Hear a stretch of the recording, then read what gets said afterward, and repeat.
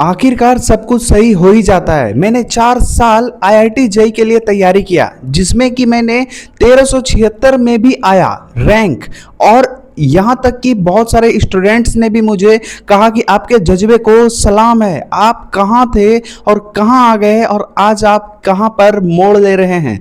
और आज आपको कॉमेडी के ऊपर भी बताने वाले हैं, और ये मेरा लास्ट वीडियो होने वाला है जिसमें आपसे हम पूरा डिस्कशन करेंगे और अपने कोटे जर्नी के बारे में बताएंगे और भी चीज़ों के बारे में बताएंगे, और आपको ये भी बताएंगे कि कॉमेडी के से मुझे कौन कौन सा कॉलेज मिलने वाला है। तो चलिए आप सबों का स्वागत करते हैं क्रिस कैप एजुकेशन इस चैनल पर, जहाँ पर आपको हर चीज़ गाइड करते हैं, एनआईओएस हो या फिर बहुत कुछ। तो चलिए अभी आपको बताते हैं कॉमेडी के अंदर रैंक मेरा कितना आया और मैंने कितना मेहनत किया था इसको पाने के लिए, और मेरी क्या स्ट्रेटजी प्लान थी, और क्या मैं इसके आप लोगों के लिए इससे क्या बेटर दे सकता हूं, क्योंकि मैंने तो कर लिया। अब आपकी बारी हो सकती है कि आप अगले साल दें, या फिर आप एक अच्छे कॉलेज के लिए मारा मारी कर रहे हों। आपको डाउट हो कि इस कॉलेज में जाना वर्थ इट है या फिर नहीं, ये भी आपको डाउट हो सकता है। मैं आपको बता दूं कि बेंगलोर का टॉप प्राइवेट कॉलेज में मेरा एडमिशन कंफर्म सीएसई के साथ मिल जा रहा है, और अब मेरे लिए शायद वही बेहतर ऑप्शन हो भी सकता है, क्योंकि मैं कहीं भी जाऊंगा ऑल ओवर इंडिया में जहां पर 10 लाख रुपये मुझे नॉर्मल देना ही पड़ेगा। उससे अच्छा है कि किसी अच्छे जगह पर जा करके 10 लाख रुपये दे दें, या फिर उससे ज़्यादा थोड़ा सा या फिर थोड़ा कम, जिससे कि हम वहाँ से अगर कर लेते हैं तो मेरा लाइफ भी बहुत अच्छा हो जाता है। वहाँ पर मुझे कुछ ज़्यादा सोचना नहीं पड़ता है और बेस्ट एक्सपोजर भी मिलते हैं, और हम अपने तरफ से अगर अच्छा खासा मेहनत कर लेंगे तो हम कहाँ से कहाँ पहुँच जाएंगे। तो चलिए आपको हम बताते हैं कॉमेडी के बारे में भी, और अपने जर्नी के बारे में भी बताते हैं, और क्या मैंने गलती किया उन सारी चीज़ों के बारे में भी आपको बताते हैं। मैं सच बता रहा हूँ, बहुत सारे लोगों को ये बात नहीं पता है, मगर आपको बता दें कि यार हम और अच्छा कर सकते थे। हमने बस अपना रैंक बताया, आप सबों को अपना रिजल्ट बताया, हमने आपको सारा कुछ दिया, प्लान वगैरह सारा कुछ, मगर जेन्युइन मुझे किसी भी चीज़ का जो है दिल में एक बड़ा कुछ कहते हैं ना कि बहुत अच्छा स्कोर्स है तुम्हारी, तुम बहुत अच्छे हो, आपका बोल भी अच्छे लेते हो, यूट्यूब पे लाखों सब्सक्राइबर हैं, आपको घमंड हो सकता है। मगर मैं आपको बता दूं, मेरे अंदर कोई प्रकार का घमंड नहीं है, और ना ही मैं किसी से जलने वाला इंसान हूँ। मैं खुद के मेहनत से बन रहा हूँ, मैं खुद के मेहनत से आगे बढ़ रहा हूँ। मैं आज जो भी रिजल्ट आता है आपको, आज जो हम बताएंगे कॉमेडी का जो भी मार्क्स है, जो भी रैंक है, वो सब के लिए मैं खुद जिम्मेदार हूँ। मीन्स कि मैंने मेहनत किया है, ये मेरी मेहनत है, मेरी इसमें पसीने बहे हैं। कोटा के अंदर मैंने इतना सारा डिप्रेशन झेला है ना, मेरा जेईई का रिज़ल्ट तो ख़राब हो गया, मगर बाकी का रिज़ल्ट ख़राब नहीं कर सका। उसका रीज़न था कि वहाँ पर जो है जेईई का ही क्वेश्चन कराया जाता था। मैंने ज़्यादातर फोकस किया था एससी वर्मा और फिर सिंगेज पर, मगर मेरा था कि अच्छे लेवल का क्वेश्चन कर लेंगे ना तो फिर शायद 99.89 बन जाएगा, या फिर 99.9123 समथिंग समथिंग बन जाएगा। मगर नहीं, ऐसा है ही नहीं भाई, ये सिर्फ छलावा है असल में, सही बताएं तो। क्योंकि जो रैंकर भी होते हैं ना, वो भी उतने सारे क्वेश्चंस नहीं करते हैं, मगर मैंने टारगेट ले लिया था कि नहीं, मैं कर लूँगा, मैं कर लूँगा, तो फिर शायद मैं बहुत बेहतर वहाँ से रैंक फोड़ सकता हूँ। शायद रैंकर जो निकलता है यही सारे क्वेश्चंस को करता है, शायद वो पूरा ऐसे ही वर्मा ख़त्म कर देता है, सिंगेज ख़त्म कर देता है, तब वो एक अच्छे पोजीशन पे यहीं से पहुंचता है। मगर ये मेरा सबसे बड़ा गलत थॉट था, जिसकी वजह से मेरा जेईई मेंस का रिज़ल्ट ख़राब हो गया। मगर फिर भी मैं डट करके सामना किया। मैंने वेस्ट बंगाल भी गया था, जहाँ पर काउंसलिंग कराया था, एग्ज़ाम दिया था, डब्ल्यूबी जेईई का भी दिया था। डब्ल्यूबी जेईई का तो अभी रिज़ल्ट नहीं आया है, मगर हाँ, वहाँ पर जो आईएम कॉलेज है वहाँ पर हमने काउंसलिंग कराया था, और आईएम के अंदर भी गया था, जहाँ पर जो है मेरा रैंक 137 आया था। उस रैंक पर वहाँ पर कंप्यूटर साइंस भी मिल रहा था, बोर्ड्स में कम मार्क्स होने के बावजूद भी। मगर फिर भी मैंने वहाँ पर लेने का डिसीजन नहीं लिया, क्योंकि वहाँ पर कोई भी स्टूडेंट को सीएस मिल जा रहा था। और शायद यही कारण नहीं, वहाँ पर और भी हेरिटेज, हल्दिया और भी कुछ कुछ टेक्नो कॉलेज भी था जहाँ पर मैंने कैंपस विजिट करके भी बातचीत किया, जहाँ पर सारे का सेम था, आप आज पेमेंट करो और अभी एडमिशन लेकर के चले जाओ। तब भी हमको वहाँ से सबसे बड़ा कंक्लूजन निकला कि ये मेरे लिए वर्थ इट है ही नहीं।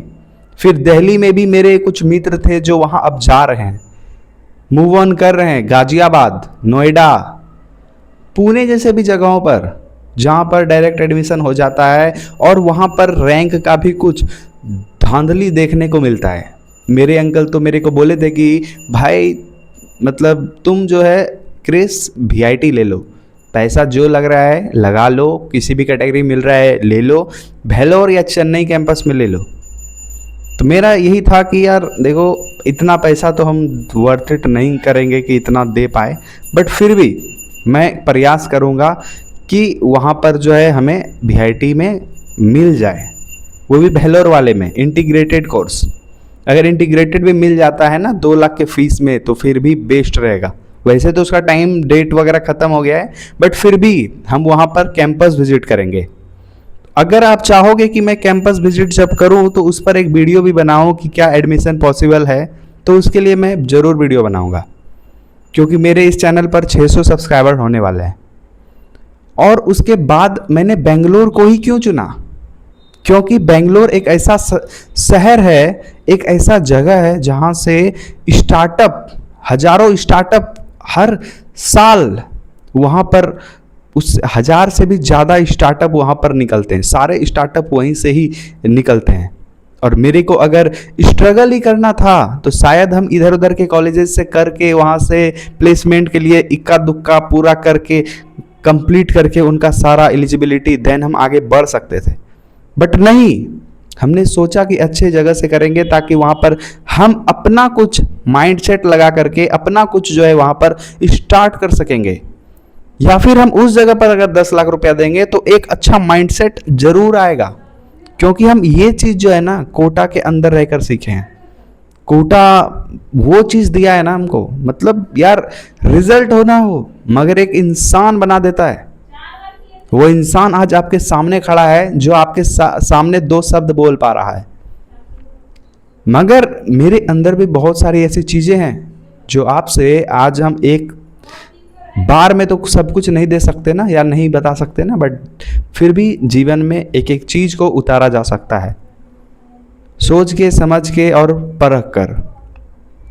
तो चलिए अब हम बढ़ते हैं कि बेंगलोर, हम तो वैसे यहाँ पर सामान भी पैक करके रखा हुआ है, जो कि हम 2 दिन के अंदर बेंगलोर, मेरा फ्लाइट है जो कि देवघर से है और वो डायरेक्ट बेंगलोर जाने वाली है, और वहाँ पर अपनी जर्नी को शुरू करेंगे और वहाँ पर जो है अपनी तैयारी करेंगे, और जो भी वहाँ पर कैंपस हम विज़िट करेंगे उसके बारे में भी आपको हम बताएंगे।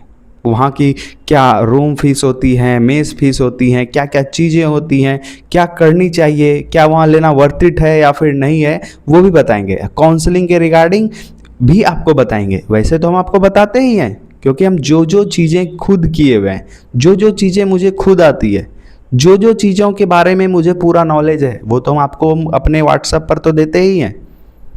जो डिस्क्रिप्शन में दिया गया नंबर है उस पर आप भी कांटेक्ट करके हमसे जुड़ सकते हैं, मुझसे बात कर सकते हैं, काउंसलिंग ले सकते हैं, क्योंकि मैंने रिवॉल्यूशन लाने का प्रयास किया है कि सबसे कम फीस में आपका बेस्ट करके दे, क्योंकि वो आपको जो दे रहे हैं ना वो बहुत ज़्यादा अमाउंट है। मैं आपको उसी चीज़ को कम अमाउंट में देने का प्रयास करूँगा। तो चलिए अभी हम बात करते हैं कि अभी तक तो कोटा, कलकत्ता और भी जगहों पर आपको घुमा दिए, क्योंकि कीट भी इसमें शामिल था। कीट में भी हम जो है इसको भी रिजेक्ट कर दिए। मैंने वीडियो भी बनाया था कि मैंने कंप्यूटर साइंस कीट में छोड़ रहे हैं, क्योंकि उसमें भी 20 लाख रुपये लग जा रहे हैं।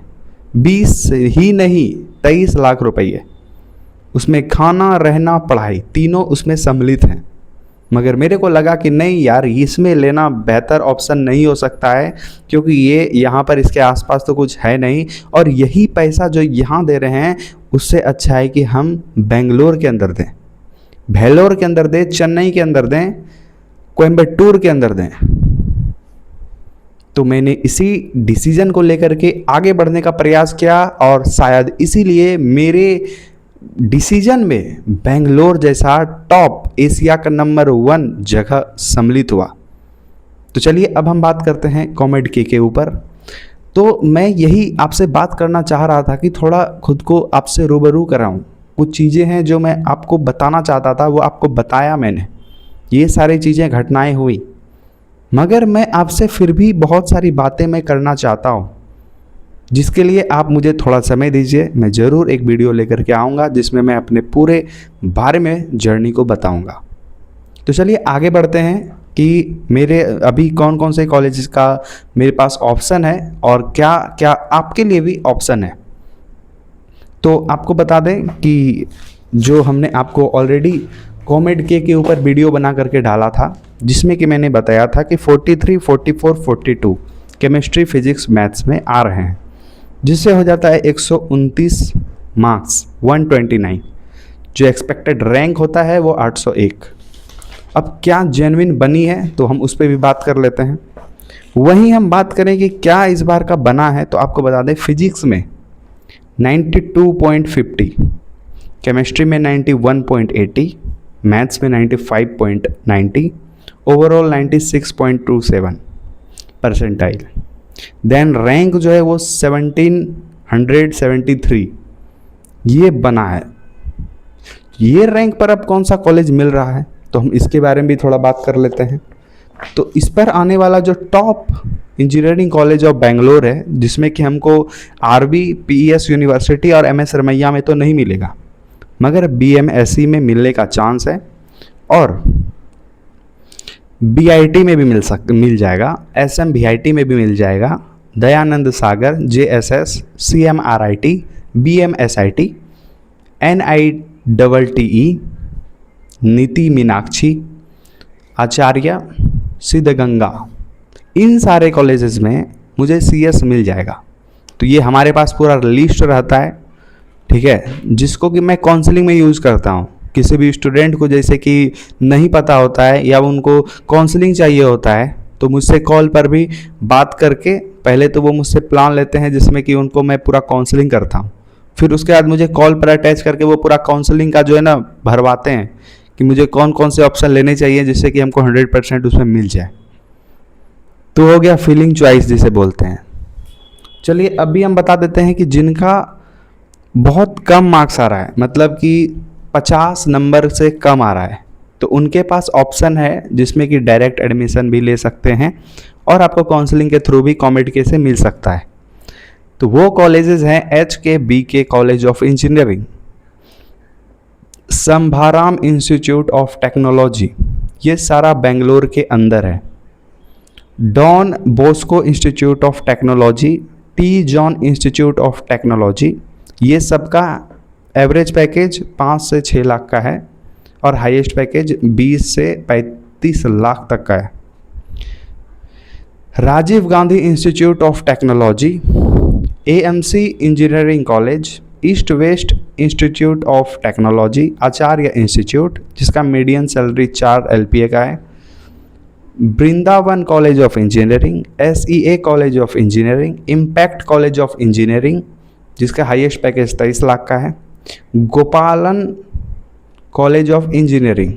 ये सारे कुछ प्राइवेट कॉलेजेस हैं जिसको कि आपको 50 नंबर से भी कम में मिल जाएगा, वो भी काउंसलिंग के थ्रू। तो वो कैसे, उसको तो आपको फीलिंग चॉइस में रखना पड़ेगा ना, तो ऐसे तो नहीं मिलेगा, क्योंकि उसको आपको फीलिंग चॉइस में ऐड करना पड़ेगा।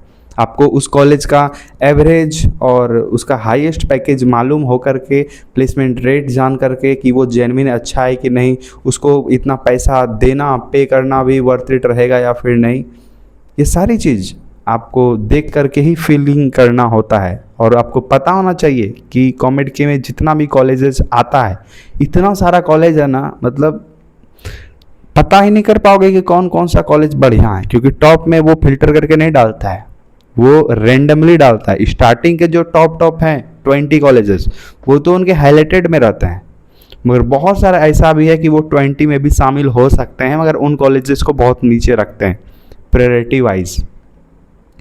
वो सब आप मेरे से डिस्क्रिप्शन में दिए गए नंबर पे काउंसलिंग ले करके ही कर सकते हैं। और भी कहीं काउंसलिंग मिलता है तो वहाँ से भी कर सकते हैं।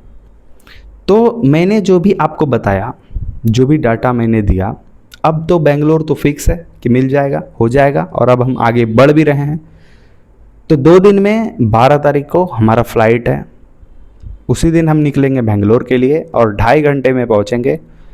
फिर वहाँ से मेरी असल जीवन शुरू होगी। और मुझे लगता भी है, बहुत सारे मित्र हैं हमारे जो एनआईटी में भी हैं, आईआईटी में भी हैं, और बेंगलोर में भी है। जो मेरा थंबनेल एडिटिंग करने वाला है वो बेंगलोर में ही है, वो आईआईटी मद्रास से है। और वहीं बात करें कि एक और जो मेरा भाई खुद का है, वो भी कलकत्ता में पढ़ाई करता है, बट वो भी बताता है ये सब अपनी जर्नी के बारे में। मतलब जो प्राइवेट में है, सरकारी वालों का तो बात अलग है, आईआईटी एनआईटी की, बट जो प्राइवेट में है उनका कहना है कि भाई यहाँ मत आ, ये बहुत बुरा जगह है। एलपीयू में भी जो लड़का था वो भी, बस हम यही दो का नहीं बता रहे हैं, जो जो उन जगहों पर है। कीट में भी जो स्टूडेंट है वो बोलता है भाई इधर मत आ, ऐसा भी कुछ होता है। मगर कीट वो बोलता है तब आओ जब तुम्हें लग रहा है कि कोई और ऑप्शन नहीं है, देन फिर तुम इधर प्रीफर कर सकते हो। ये भी सब बहुत कुछ सोचना पड़ता है, बहुत हिम्मत से काम लेना होता है, बहुत बीच बीच में तो बहुत डिप्रेस्ड भी हो जाता है स्टूडेंट।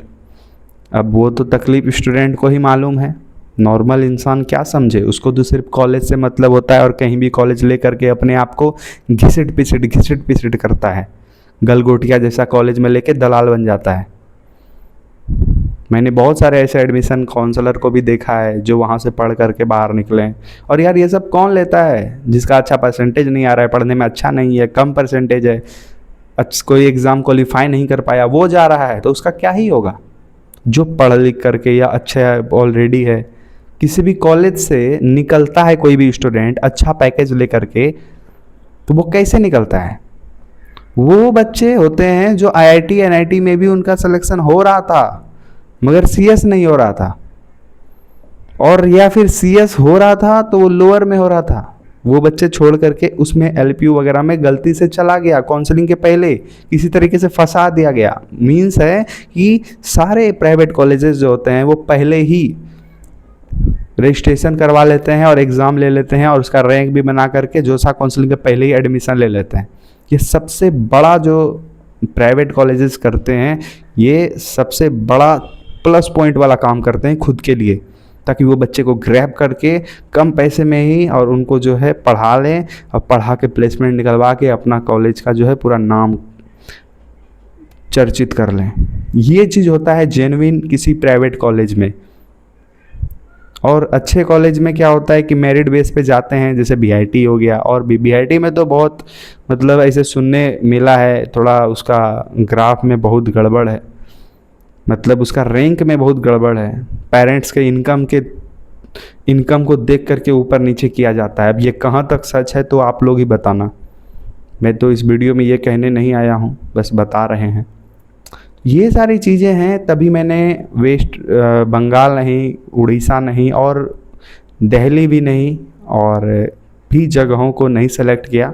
तो मैं अब बेंगलोर, भेलोर, अब ये दोनों में करने वाले हैं प्रयास, और इस दोनों में जहाँ हो जाता है वहाँ हम लेंगे। आप सब अपना प्यार बरसाते रहो, दिखाते रहो, चैनल को सब्सक्राइब कर लो और मेरे से जुड़ जाओ। कोई भी डाउट होता है तो डिस्क्रिप्शन में दिए गए चैट्स पर मुझसे बात करो। और एनआईयूज़ के रिगार्डिंग भी कोई भी काउंसलिंग चाहिए या एनआईयूज़ के रिगार्डिंग भी कोई डाउट है तो आप उसके लिए हमारा प्लान ले सकते हैं। और अगर आप मुझसे बात करना चाहते हैं नॉर्मल, तो उसके लिए भी आप मुझसे बात कर सकते हैं, ठीक है। और आपको अगर जेन्युइन अगर चाहते हैं कि मैं वीडियो बनाऊं वहाँ के जो कॉलेज में मैं खुद विज़िट करूँगा, या आप भी चाहते हैं कि किसी कॉलेज में हम विज़िट करके आपको वीडियो बना के भेजें, क्या रिव्यू है वहाँ का, कोई एडमिशन प्रोसेस है, कोई अलग तरीके से कोई एरर है वहाँ पे कि उसमें अंदर चला जाए कम पैसे में, वो भी बताइएगा, हम उस पर भी वीडियो बना देंगे, जिससे आपको हेल्प भी हो जाएगा। और हम वहाँ जब हैं ही तो आपके लिए क्यों नहीं इतना कर सकते हैं। जय हिंद, वंदे मातरम। फिर मिलेंगे नेक्स्ट और बेहतरीन वीडियो के साथ। आप सबों का इतना सपोर्ट और साथ देने के लिए धन्यवाद। अब मिलते हैं आपसे डायरेक्ट बेंगलोर में, और फिर अब यहाँ से जर्नी को आगे बढ़ाते हैं। और फिर ठीक है, धन्यवाद। जय हिंद, वंदे मातरम। Thank you. चैनल को सब्सक्राइब कर लेना, वीडियो को लाइक करना अगर पसंद आया हो तो, और कमेंट करना एक अच्छा सा। Thank you.